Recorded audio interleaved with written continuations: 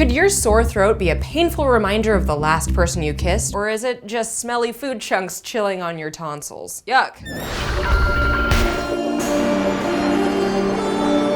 Hey, it's Megan, and welcome to Scary Symptoms, a show where we come together in panic and laugh a little about how scary our bodies are. Let's take Tanya's story, for example. She's a 17-year-old who's recently blossomed from being a shy wallflower into a busy social superstar. Her good times came to a halt, though, when she started to think she was getting a lump in her throat that wouldn't go away. It hurt to swallow and to talk, and the school nurse was like, "Girl, I don't have a clue. Get acquainted with the ENT doc." But unfortunately, the soonest appointment she could schedule was 2 weeks away. So naturally, panic set in. Could this be a super fast growing tumor that was gonna start to clog her throat? How inconvenient would that be? Right when Tanya was finally getting asked out on dates. Reminds me of my own love luck in high school.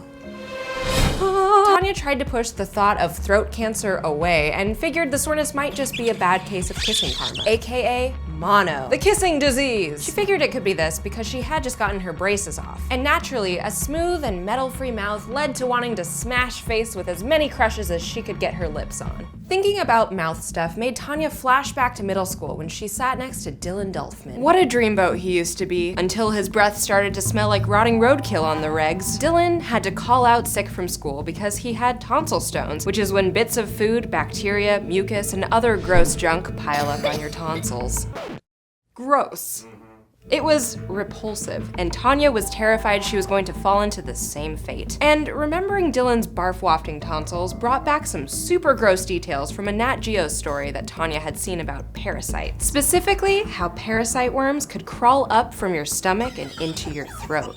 Maybe not that bad, but seriously, that's a thing. I had a stomach churning reaction when I learned about ascariasis, which is a roundworm infection in the small intestine. My friend told me this rumor once about how worms had laid eggs in a batch of ground beef at the taco place near her school and made a whole ton of people sick with booty worms. Yuck!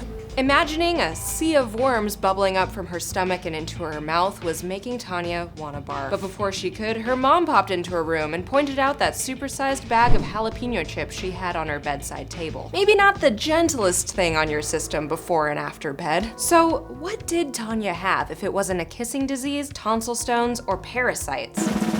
Turns out, Tanya came from a long line of heartburn sufferers and was exasperating her sore throat conditions with spicy food, because heartburn is the irritation of the esophagus due to stomach acid. Certain foods like garlic, peppermint, and citrus fruits cause an increase in stomach acid and affect the relaxation of the lower esophageal sphincter. And when your LES doesn't tighten correctly or opens too frequently, it allows the acid to seep up and destroy your throat.